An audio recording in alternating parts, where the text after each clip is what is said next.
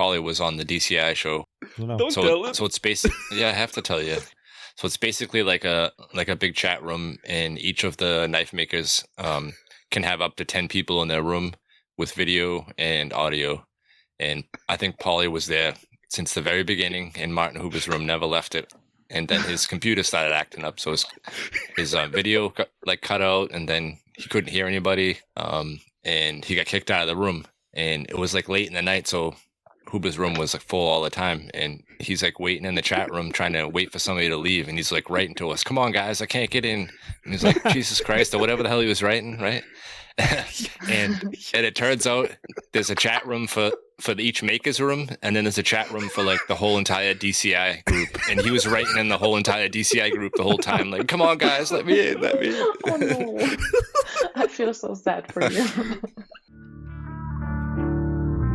This is Ben from Common Knives, and you're listening to the High Carbon Podcast.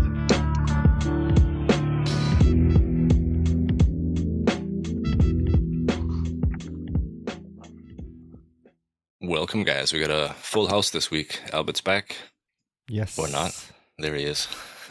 So you were busy last week. What was going on? I think you're getting ready for The last 2 weeks, actually. I missed 2 episodes, I think. Really? Remember? I thought it was only one. Okay. No, it was 2. So a lot has happened. I'm going to be quick about this. So we bought 2 new power hammers. Again, a 75 kilogram Kuhn Reiter power hammer, which we are restoring and selling. So if anyone's interested, let us know. And a spring hammer, an Ajax 2 Austrian. Your childhood dream. Yes, my childhood dream. I always wanted to have one. I wanted to have an Ajax 1, which is a smaller version with I think 30 kilo ram weight. And the Ajax 2 has 50 kilo ram weight, but I'll find one someday, an Ajax 1. But we're keeping the Ajax 2. And we have been preparing for the Christmas market, building knives like crazy. So it's 6 weekends, and the first weekend was last week. So 5 more to go. During the week, we're making knives and doing classes. And over the weekends, we have the Christmas market, which is indoor, by the way, Paulie. So it's not an outdoor Christmas market, because I heard you guys were wondering whether or not it's the right place for us to sell our knives. But it's an indoor Christmas market, and it's not one of these normal Christmas markets where they sell imported stuff from China, but it's all craft people there. So it's a special kind of Christmas market. Yeah. And it's probably pretty good in Salzburg. You get a lot of artsy kind of people, and they're into that, all the handmade things, right? Or how's the sales been? It's not in Salzburg. It's in Hallein, which is, I think it's a 15 minutes drive from Salzburg. Mm-hmm. It's in the south of Salzburg. But yes, sales have been good. So we can't complain.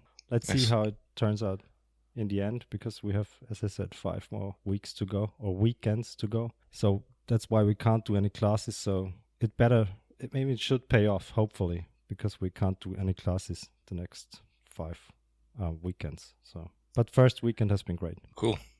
How about Paulie? What have you been up to? I'm back, baby.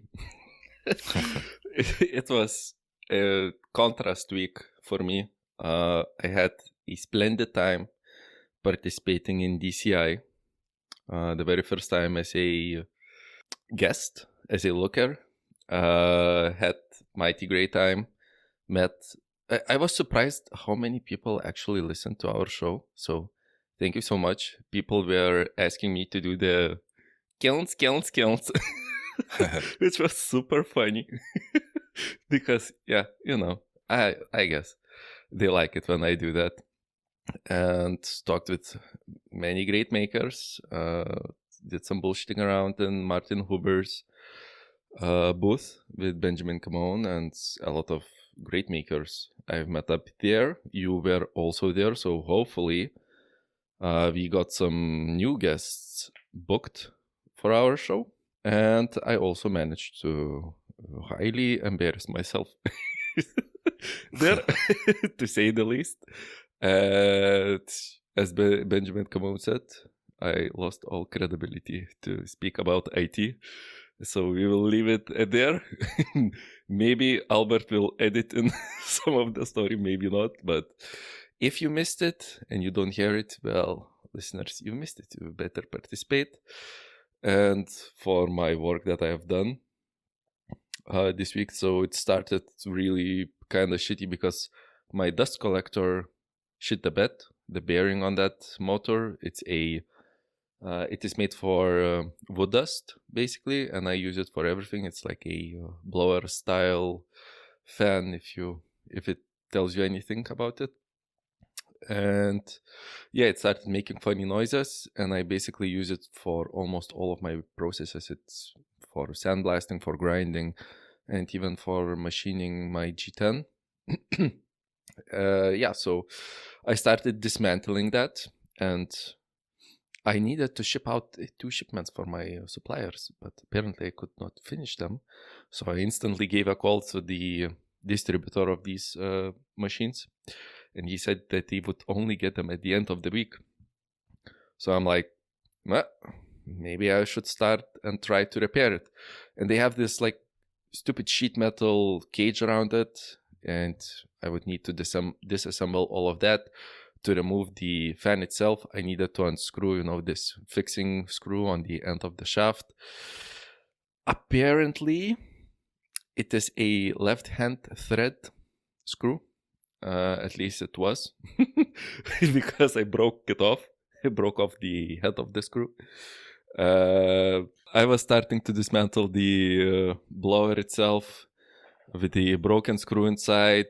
The fan itself was really baked to the shaft itself. I was hammering at it all day long. I broke multiple plastic pieces. I was like, how should I dismantle this? Or maybe I should do something else productive. So basically I was fighting the blower, but finally I managed to dismantle it, to knock out the shaft from the blower itself, to remove everything. The body is now bent. I go to the bearing, and the bearing is shot. It has like 5 millimeters of movement side to side. It's insane. And the thing was working for like 4.5 years in harsh conditions, sandblasting sand, grinding dust, G10 dust. It's fine. Half a decade is fine in my book. So next day, I go and I try to get the bearing. Easy peasy, €3. Get a specific tool to remove the bearing because it's on a 8 centimeter shaft.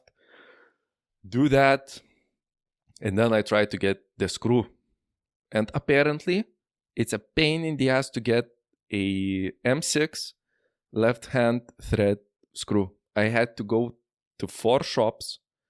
None of them had. And the last shop did not have, but their service, where they repair tools, they had them. And they had only 2. So I bought both of them. So they don't have the screw. So I finally managed to repair it, assemble it back together. At least it works. And I am back to work. And today I just finished up like 30 blades, finished ground, sandblasted, and all of that jazz. And tomorrow I'll finish all of that. So from a very nice event at the end of last week to a hellscape of this week and the blower blowing itself off. So it was an interesting week, to say the least. I thought you were going to say all of that, and then you were going to tell us that it was just the fan blade, because that's like the number one problem on those, is that the fan blade is usually plastic or just pressed on there.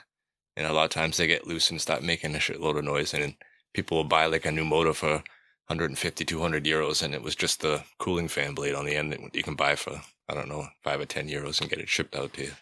Oh, the plastic one on the end. No, it was all fine. It was definitely the bearing, and like the fan on the front, which is like sucking, does all of the air sucking. It's all steel construction. All the G10. Yeah, it looked actually no dust in there, which is great, but there was also no paint left. So, some abrasive stuff going through. But it's fine. It's now working way better than before. Way more silent. So yeah, my week, I'm going to be quick because we have a guest that's been waiting with us, and we had a few technical difficulties, but Albert's going to fix all that. I was busy getting all these knives together, the shipping information, and emailing everybody for the Klingen für Gutes charity raffle that just ended. And we have everything shipped out. Now we got 8 knives that need to go to the US. And talking with shipping companies, apparently there's some huge tariffs going on right now where they can't guarantee us if we send it from Germany to the US what it's actually going to be. They said it could be up to 200% tariffs. So it's insane.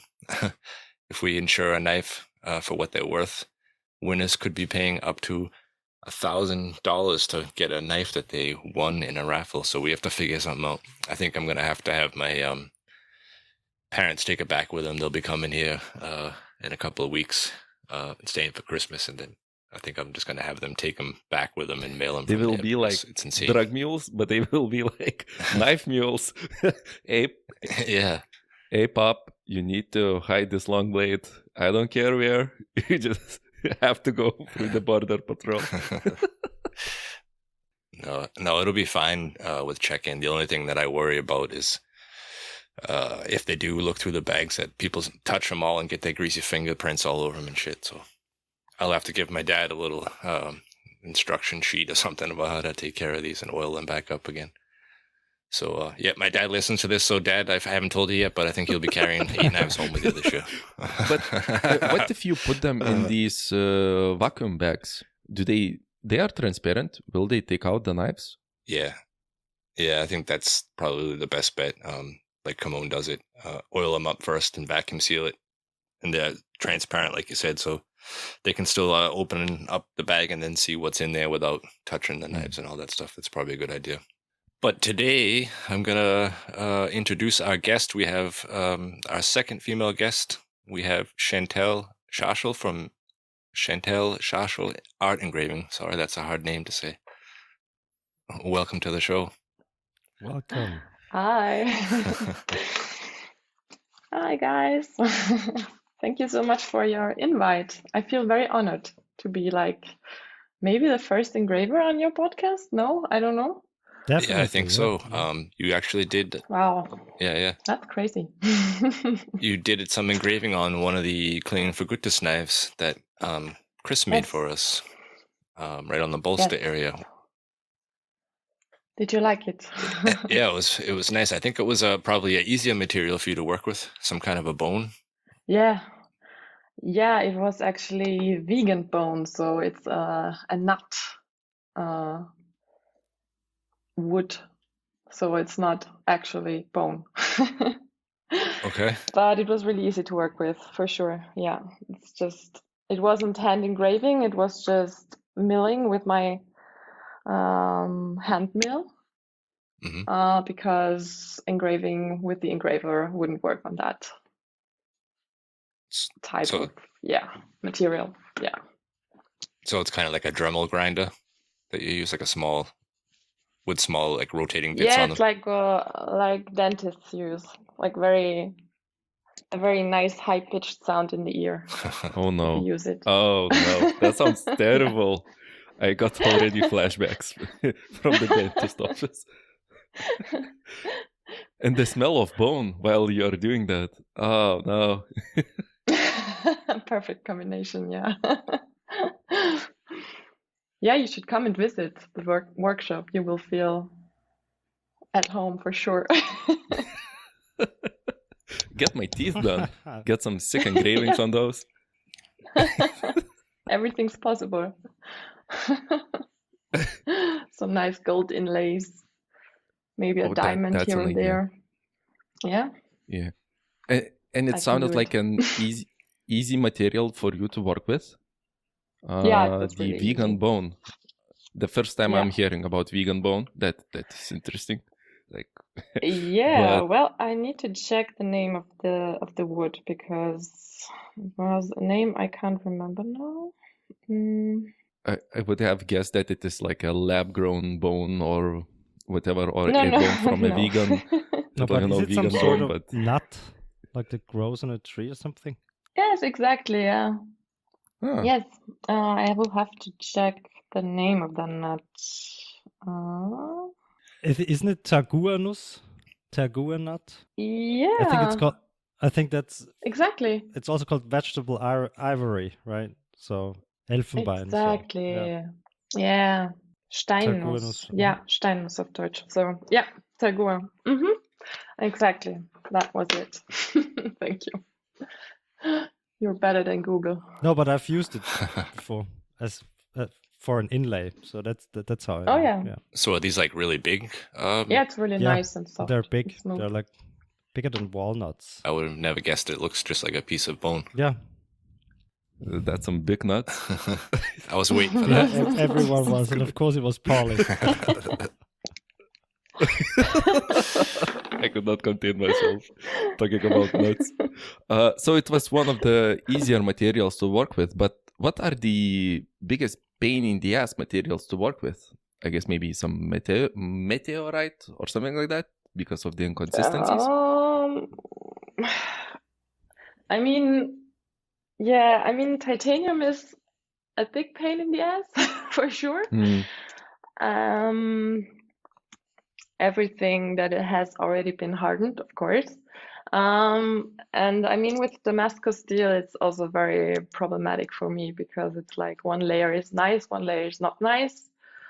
So, yeah, I really like just one type of steel and just one type of steel, just so I know what I can work with, you know. I would have never guessed that working with Damascus is creates some more problems, but yeah, I mean, that's it interesting depends, to hear. right?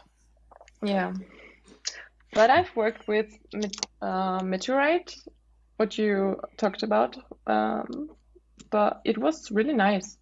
So it also depends, probably.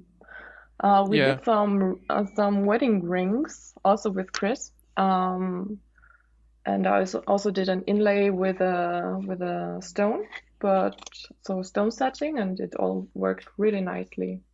But yeah, I mean, it depends. I mean, my most favorite is obviously gold, but yeah, nobody wants to give me that.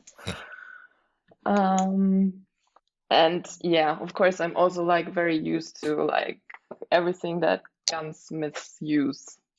They have some very special kind of steel. They don't really want to talk about it. But yeah, I'm used to that. So that has always been good to work with, except the barrels, of course. They're really hard. But other than that, everything works for me, for sure. Looking at your Instagram, it seems like your bread and butter is doing gun engraving, at least what I get from that. For sure, yeah. Yeah, it is. If I remember correctly, you are like multi-generational engraver. Maybe your father is doing engraving, or am I mistaken? Exactly. No, you're right. You're right. Yeah. Yeah, that's the thing. Like, I grew up in the town called Verlach. I don't know if any of you guys know that. Of course, that's where all the gunsmiths 100% are trained, right? And all the engravers. Exactly. Yeah. So it's like, yes, exactly. It's like a big historic center for gunsmiths, actually, because they have been here from like the 16th century building weapons for the monarchy. And they stayed here in Verlach and continued their work and getting better and being more specialized and stuff. And yeah, it's big. It's very well known for gunsmiths, and of course they need engravers as well. So yeah, there have always been gunsmiths and engravers, and there is also that school here where you can learn all of that stuff. And well, I grew up with all of that surrounding me. And I don't know, maybe it's also in my blood. It feels like it. I don't know. And I don't know, I was never being forced to doing that. Maybe some people might think that. It was free choice. Yeah,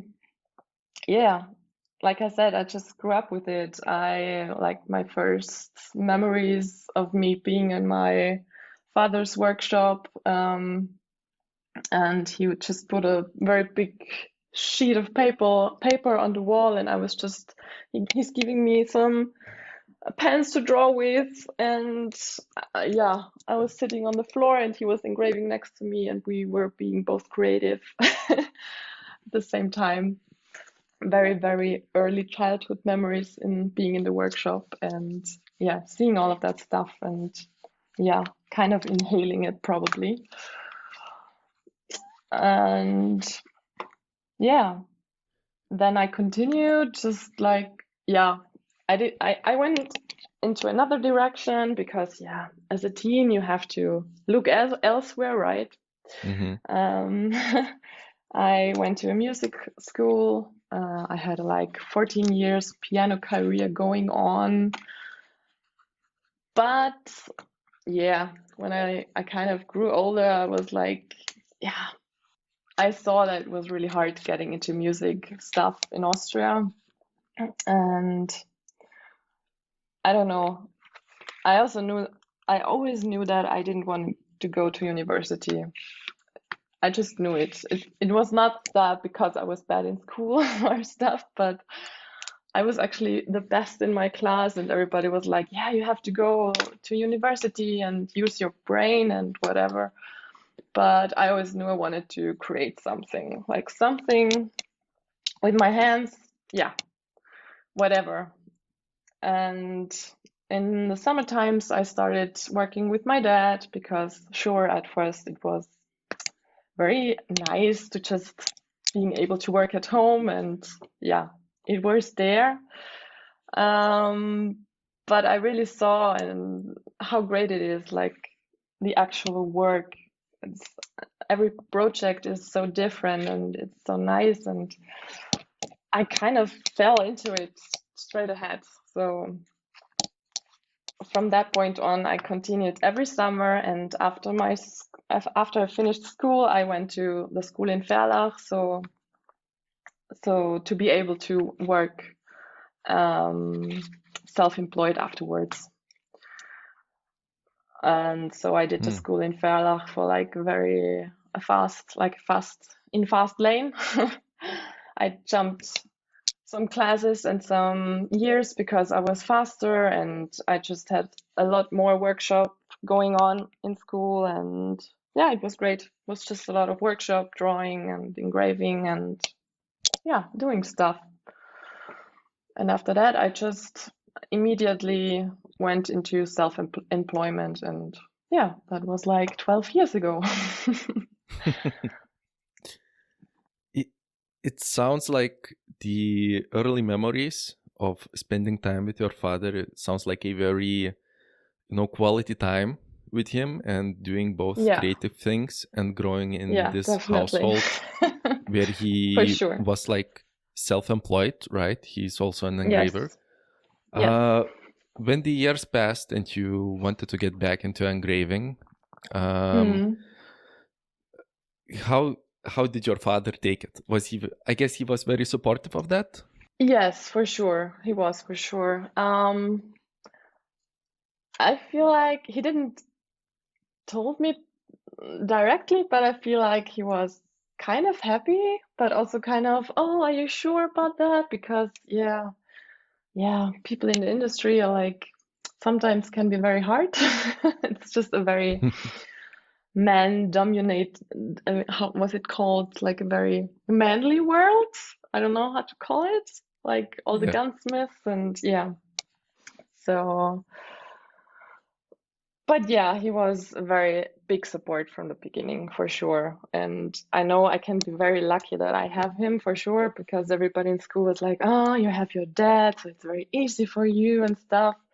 Of course, I mean, it was great having him and being able to ask him and see all that stuff and all the special things that he does, because he also invented some special techniques that nobody knows. So he kind of gave that to me. I cannot talk about it. I'm sorry. But having family secrets. I wonder, how does it feel, when you are like his daughter that is also doing that? Don't you feel like you have a big reputation to live up to? Yes. Or maybe that you have to outdo him and become better and even better than him? Both.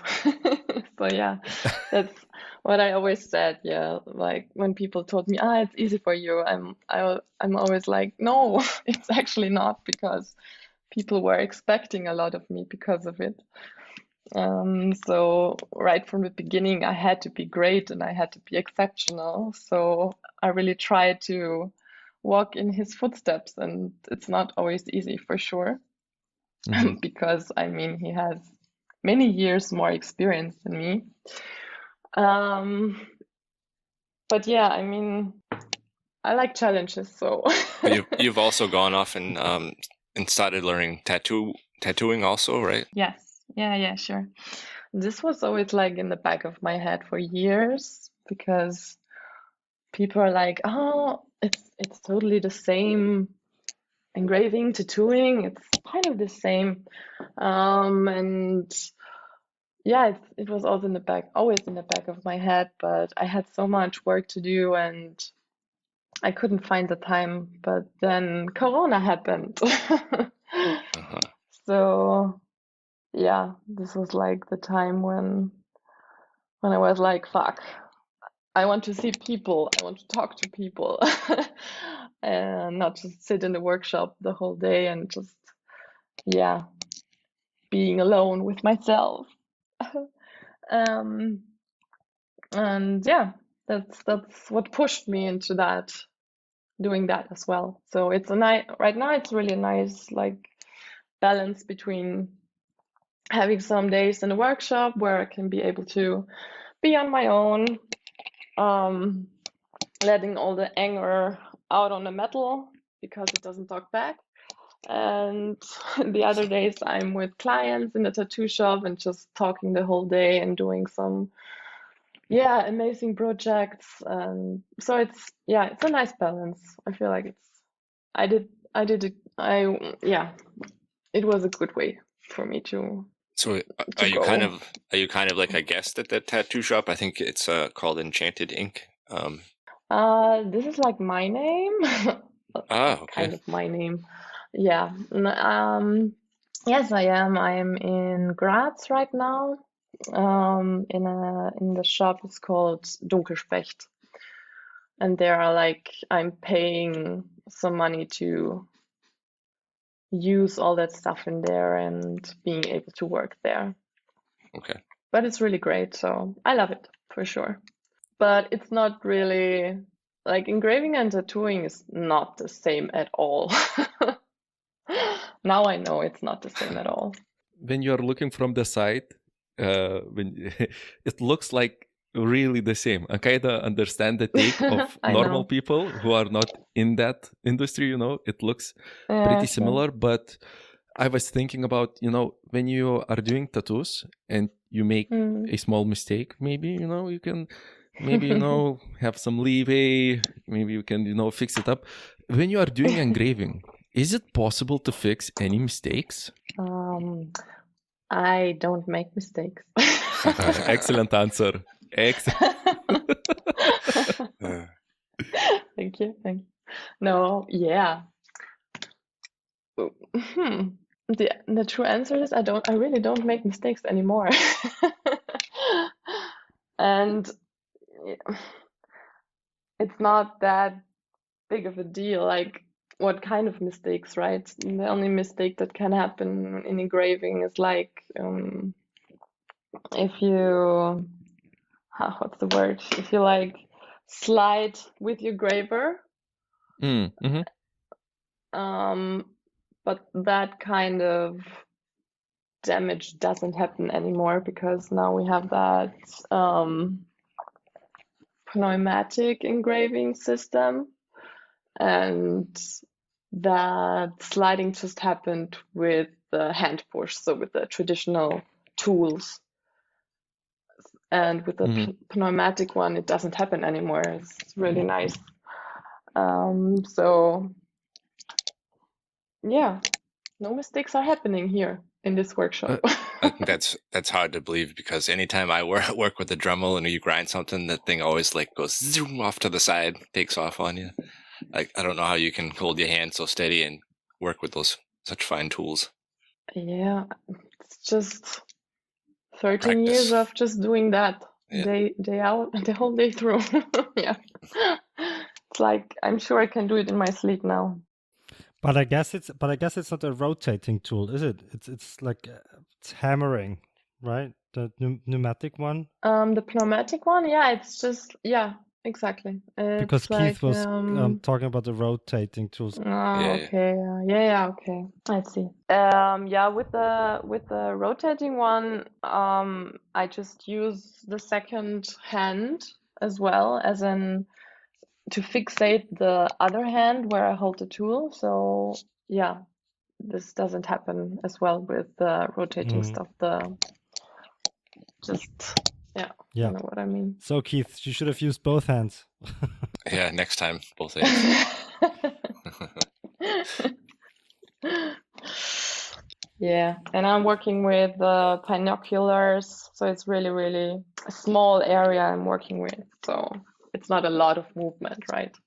And to talk more about the process of engraving, like when I look like how people do tattoos is basically they put a stencil on the skin, which transfers the drawing that you want to do.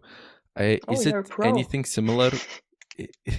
Is it anything similar with engraving, or you just apply a dye and you just then sketch the design that you want to do? Or because when you are doing something round, how do you do a flat stencil for that? I have no idea. The short answer is I draw by hand actually, because most of the time I'm just doing like ornamental stuff on engravings. So like you said, the thing with the rounded bodies and stuff, it's not possible to do it with any kind of stencil. I just draw by hand, and actually I don't really draw anything beforehand anymore. I just draw it.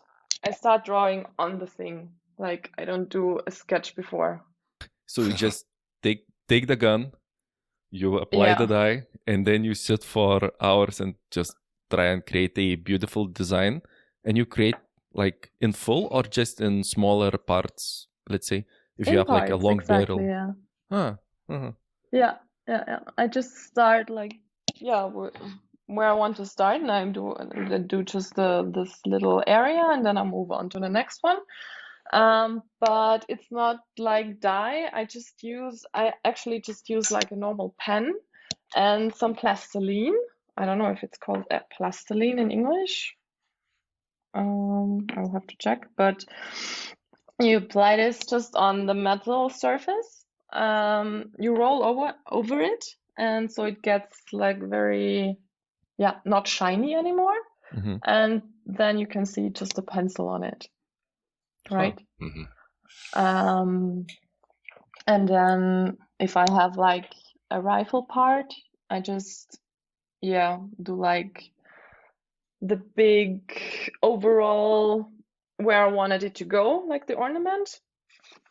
And then I use like this needle and scratch after the lines, right? And then I go into detail. And sometimes I don't even like draw anything in detail anymore. I just start engraving like, oh, there is this big row, or it was like this. What's it called? Like this. I think they call it a snorkel in English or something like that, right? All these kind of wavy designs. Maybe. Yeah. Like the arabesque. Okay. Yeah, I mean, I just draw the outlines, and everything that is inside of that, I just engrave because I don't draw it anymore. I just know how I just have it in my hand how I wanted it to be, so I just engrave it. I don't draw it. I have a question about custom orders, but before that, because we hit like 30 minutes of this recording, at least, I want to tell our listeners Skills. This show is sponsored by minihell.eu. They got the next skill for you. Go to minihell.eu, use carbon 5 at checkout to save 5%. Our good friend Baltazar hooked us up, and he is also selling heat treatment foil and heat treatment rags for batch hardening. And also, he makes custom to order kilns. So if you want something huge or something super small, you can just DM him on Instagram, write into his email or whatever, and he can get you something that you really, really need, that is high quality and at an excellent price. Jesus Christ, it's so hard to talk. So minihell.eu. And now, back to the show. So, Chantal, the question about custom orders. It seems like you are working in a flow state, you know how to do these ornaments. And it seems like kind of creative, you get the system. But when a customer comes with a gun, do they just give you the gun and say, do your thing? Or do they have very specific needs, They want something very specific. Most of the time, it's actually just do your thing. Just because people are now like, do your ornament. I'm like, what is my ornament? I don't know. It seems like I have an ornament now. Most of my clients are like, you know what you're doing, just do it. And they tell me just like, I want like this animal and this animal and this one, this on this side, this on the other side. And like they are more specific about the animals because sure, maybe they want a specific kind of antlers with a deer and stuff, but with the ornament, they're like very open to it. So they're not really, they don't want to see everything beforehand. They're just like this and that and just do it. So most of the time it just really is like that. So they trust me with doing the right thing. The best kind of client. Just do your thing. For sure. Yeah.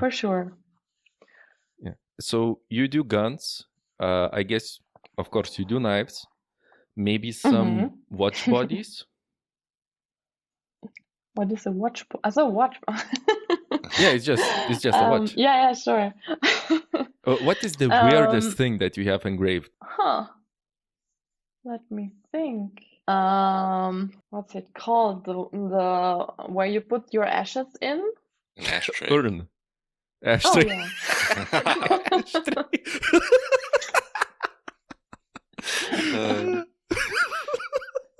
Yeah, the urn would make more sense, yeah. Jesus Christ, this is unexpected, Keith. Ashtray. Keith wants to have a custom engraved ashtray. I do. Put me with the Marlboro Reds. But can you tell us what the most time-consuming project was you did? Because it looks very detailed. The work is so detailed, and it looks like it takes forever to make something like that. Sometimes it feels like it. You did one for Jesse James where you had two pistols with writing on it. They each had a different saying, and you had to match them both. I think that was probably the one of the more difficult ones when you have to try to mirror something exactly on another piece.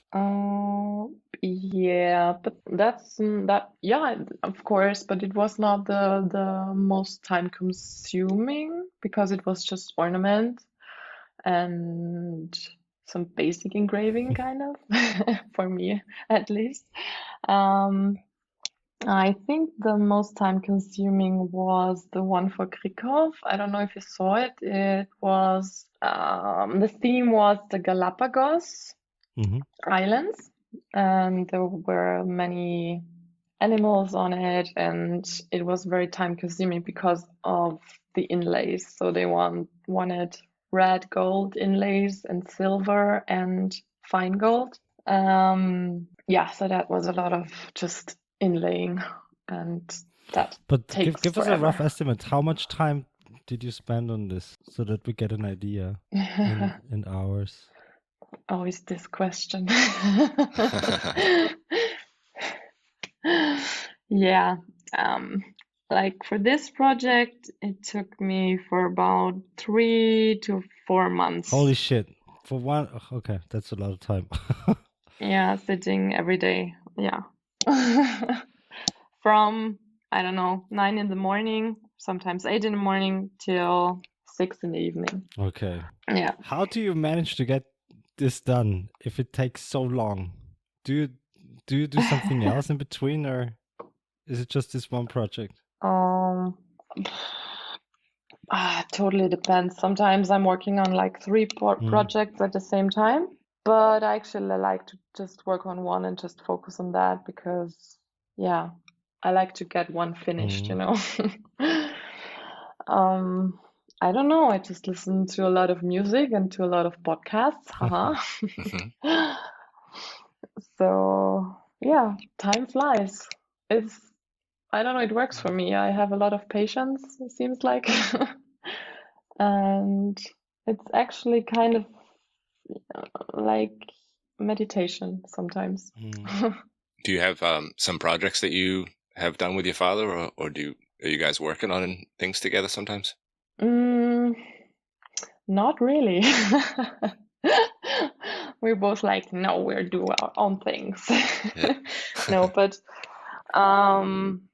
we help each other out sometimes, like if one gets stuck or has like so much work to do that it's hard to keep schedule. So sometimes we help each other out when it comes to that.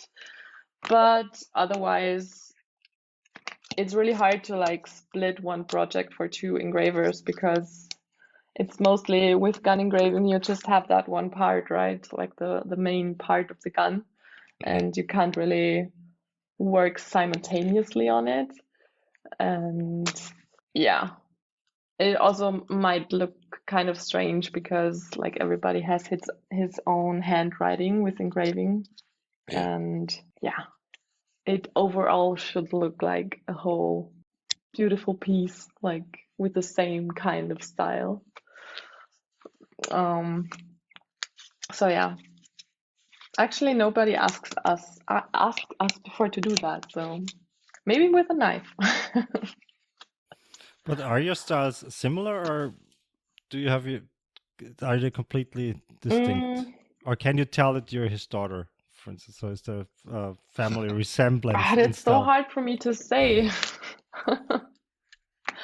It's really hard for me to say because I can't tell my own style. Like I'm just doing my thing, and people are like, "This is your style," but yeah, like I can put a finger on it. Do you recognize your father's work out in the field if you see it somewhere?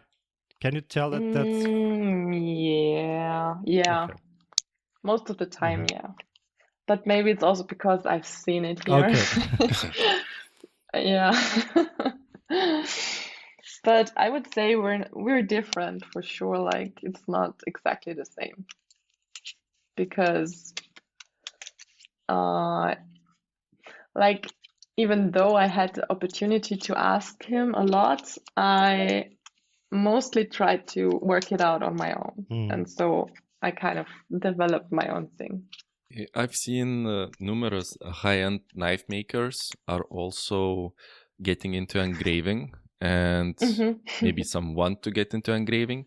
Maybe because you're doing this for so long, maybe do you have some tips on what to do and what not to do if people want to get into engraving? And how to get started? Well, to get started, I mean, it's good if you just draw, like drawing a lot, because I feel like this is the most important part, you know, to get the flow right, because engraving itself, everybody gets it at some point, but the difference that it makes is the flow in it, you know. So this for sure, a lot of drawing, and well, I would say get a pneumatic engraver because it's so much easier. I know it's not that cheap, but it makes a lot of fun. So just get that and just engrave as well, like a lot of engraving. Just do lines and shadings and just, yeah, see what you like. But it takes a lot of time for sure. So in school, we had like the first year, it was a whole year where we just did lines and curves for 1 year. So I feel like you must bring a lot of patience. I feel like that's the most important part for sure. How long does the school usually take? I mean, you skipped a few classes, but how long does it take usually? Right now it's 5 years. 5 years. And you finish with a Meister degree then at the end, or what's the degree you get when you're done? No. It's when I went to the school, it was like Fachschule. I don't know how to, because it just exists in Austria, right? This term. Like with this exam, I was able to get self-employed, but only as an freelancing artist, like freischaffender Künstler. Okay. If I wanted to do this with a Gewerbe. As a business, yeah. Yeah, like then I would have needed a master degree, but there is none anymore. So you can't do a Meister degree in engraving. No. Okay. No. Interesting. And it's also not needed. So yeah. So that probably prevents you from having employees and stuff like that. But to work for yourself is okay. Yeah, definitely. Yeah. Exactly. Well, I have a question for you, and if you don't like it, we can cut it out, or Albert can edit it out. But I wanted to know because I'm curious. Because I have 2 daughters now, 16 and 18. They're completely different. One of them is very artistic. She draws all the time and does all the iPad things and makes logos and got into tattooing and jewelry making and stuff. And your Instagram page is pretty tame, but your Facebook page, you get a lot of pretty rude comments from people. How has it been in like an Facebook, all? Really? Yeah, and like especially on all the Jesse James, especially on all the Jesse James posts, there's some crazy comments in there from people. No, I just wonder what it's like being in a male dominated fields. Exactly all the fields that you picked, actually.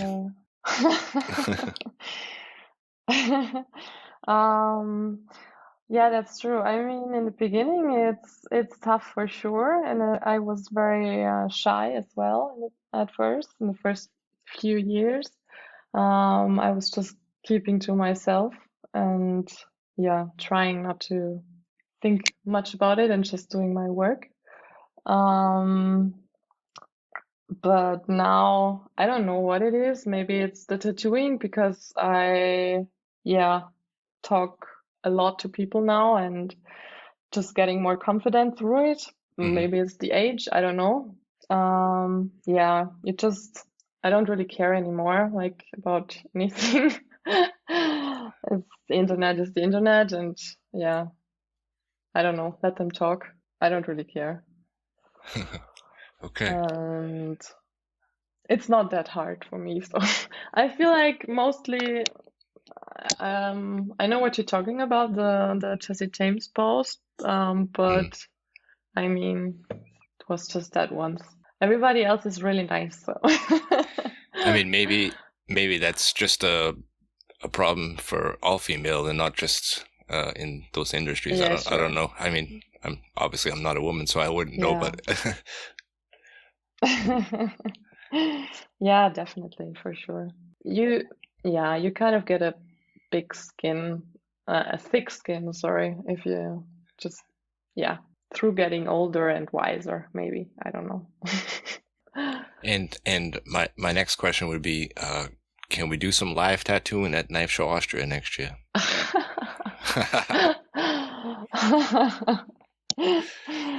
Huh. Like maybe at the awards ceremony. I don't know if you went to that last year. Sure, sure I did. Yeah. Do you want to get one, Keith? Do you want to get a tattoo? I do want to get another tattoo. Actually, I have a couple of really bad ones that need to be covered up, but I have no idea what to do with them. Oh damn! I'm actually specialized now in cover-ups, so. Yeah, I made some bad choices Sure, when I was let's younger. get like a big portrait of Martin Huber, maybe. Or... Yeah, there you go. He would love that. His big head would definitely cover For my sure. tattoo. You would look like Steve-O, just with Martin's head. Yeah. Well, if we do that, I will bring my stuff. But to do a cover up, I guess the face needs to be like all black, I guess, to cover it up properly. I'm sure his beard would cover everything. You can get that in there. Yeah. What is the like pricing that we can expect? Like if somebody had a custom knife and they just needed or wanted like the bolster area, it's probably hard to say because if you don't know how much time it's going to take, but like a rough estimate. Also depends, like if you want like a deep carving or just like flat engraving, and also inlays or not. But yeah, I'd say without inlays and just some maybe a little bit of carving, it's around 1,500 to 2,000, somewhere in that area. But like it's totally a rough estimate because totally depends. I totally forgot to ask a question on the show, but when you do the engraving, how do you blacken out the background? With the black toothpaste. I was You waiting saw the so video hard too. for this question because number one question, yay. Well, you saw the video, so you know what it is, right? Maybe I did see the video. Yeah, but I don't know. It just looked like black toothpaste. We It's couldn't the see what it video was called.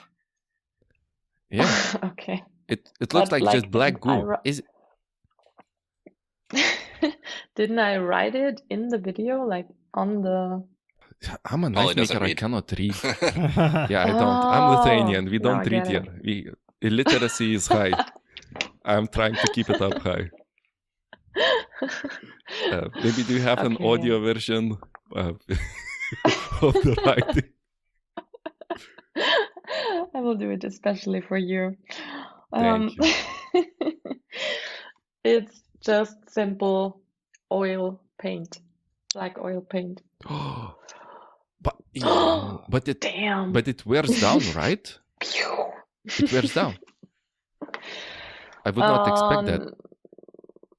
It like on very flat engravings it's harder, but with deep engravings it's no problem because it's made out of resin, like there is resin in it, so it gets harder the longer it stays on it, right?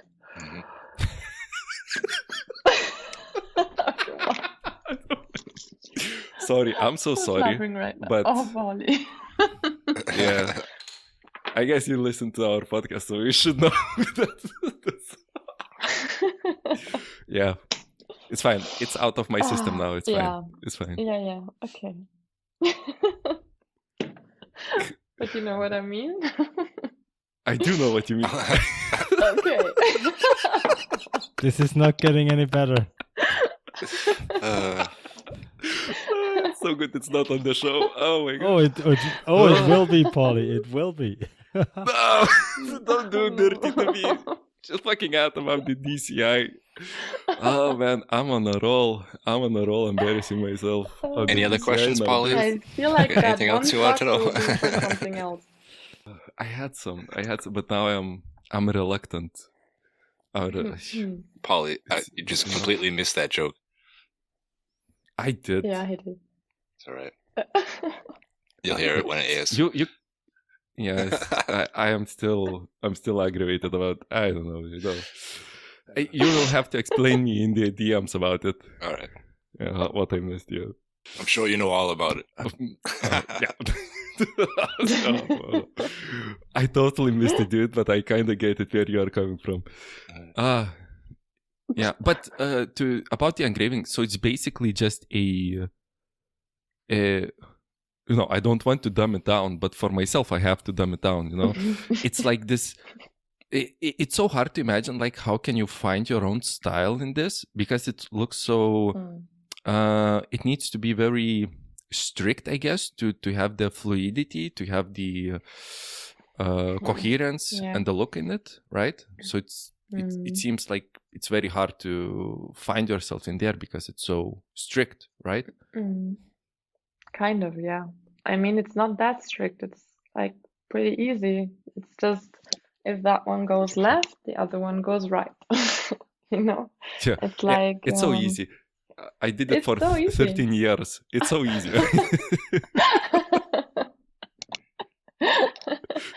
It's the simplest thing ever. Like...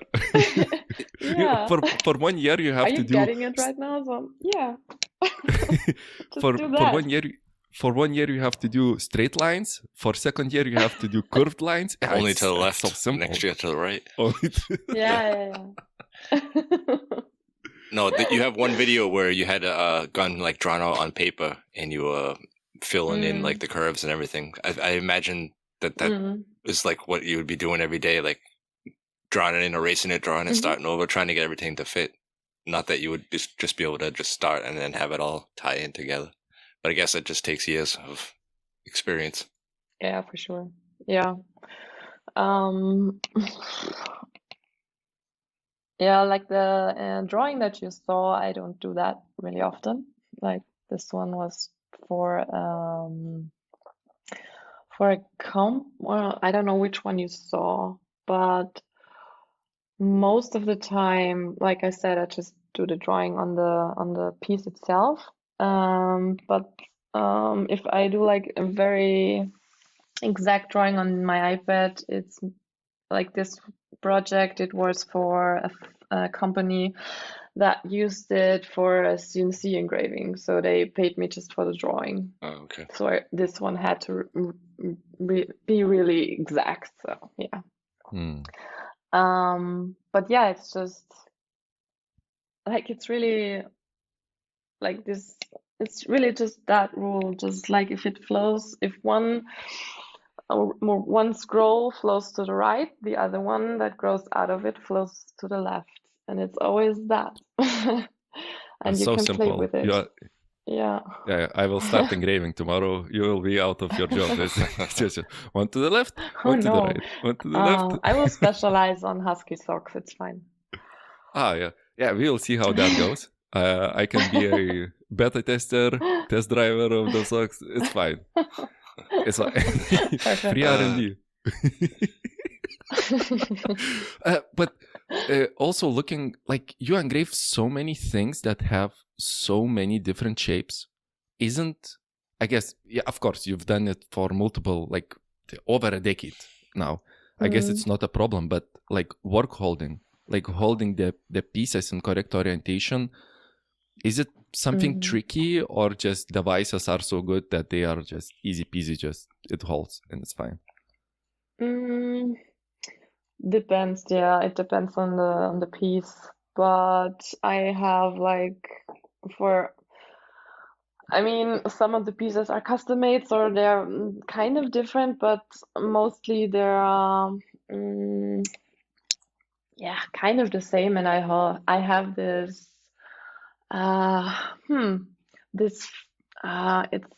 it's a plastic thing that you can melt down, and then it feels like so it gets very soft and you can shape it, and I can use like it hot to glue? kind of. It doesn't get as liquid. Liquid, thank you. No problem. Thank you. Another sock. It's not free. You can kind of shape it into form, and then it hardens out. and it's easier to fix like whatever shape you were working with in my rotating engraving ball. I think I've seen other knife makers do that to like integral bolster knives, where they use this. Some use hot glue, some use this specific tar from pine resin mix, whatever. It's also like this black liquid that you can, when you heat it up, it's kind of mushy and a little bit sticky, and just put it in. It cools down. Yeah. It's stuck there. Exactly. Yeah. Yeah, but I guess that does not work on all materials that are you using. You know, if you are working with this vegan bone or something that cannot be heated up, then it's no bueno, no good. It's actually, I can work with that as well, because like I take this this plastic material, I heat it up, and then I wait for a few minutes because it still stays like very tacky, sticky. What? Sticky. No, not tacky. Sticky. No, not sticky. Moldable. Yeah, workable. Yes. Yeah. And after like a few minutes, it's not sticky anymore, but you can still shape it, and it's not hot anymore. There is like, you have like a specific amount of time where you can still shape it, but it's not hot anymore. And this is the perfect time to, put whatever inside of it or put it around it, and it works for every material. I would not have laughed, but you laughed first, so you're terrible. But I heard you laughing before. Come on. So, but when you put it's it so in, hard then if I don't have like the specific terms in my head. I try to talk around it, and then it's fine. But how do you remove it then? Because the material health cannot be like same way. You cannot apply it same way. You just heat it up, but only the thingy that holds, right? Try not to apply. Yeah, makes sense. And sometimes I can just take it off like without any force. Yeah. Oh, so the engraving is not like, but when you're using like the pneumatic, the engraver, I guess nice it's sound. yeah.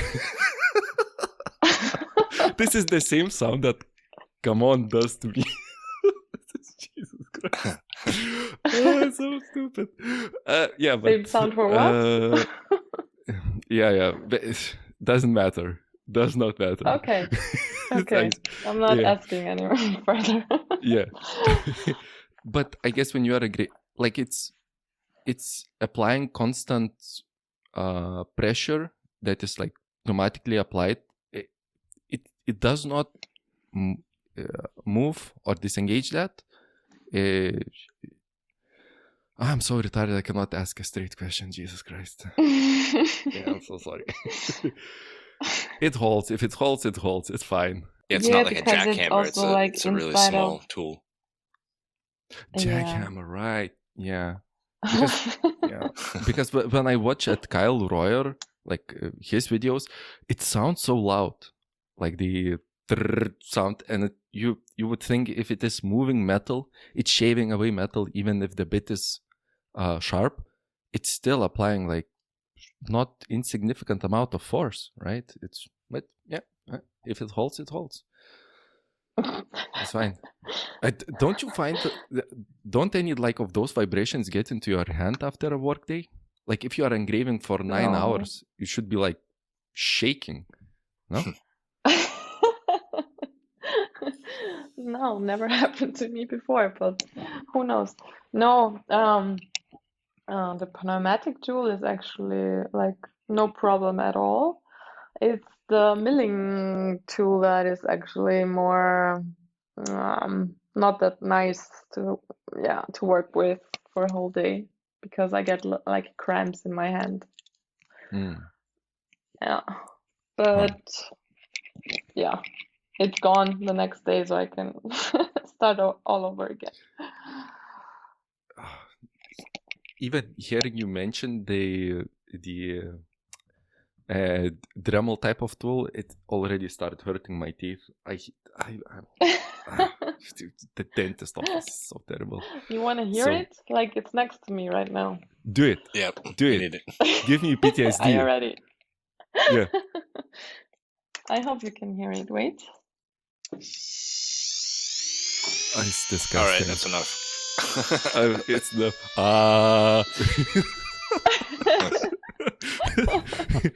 just the only sound that you need is the saliva removal. Yeah. That goes.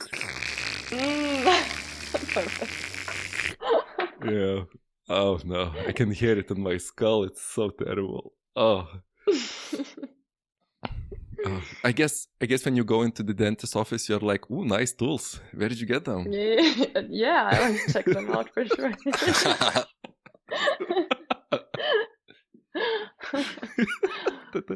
The weirdest client. Hey, come on. Are We you do a some trading. dentist? It's totally fine. Not yet. Not yet. Yeah. I mean, that would be sick. It's the same tools actually, so it really like the small milling tools, they're the same. They use the same as we do.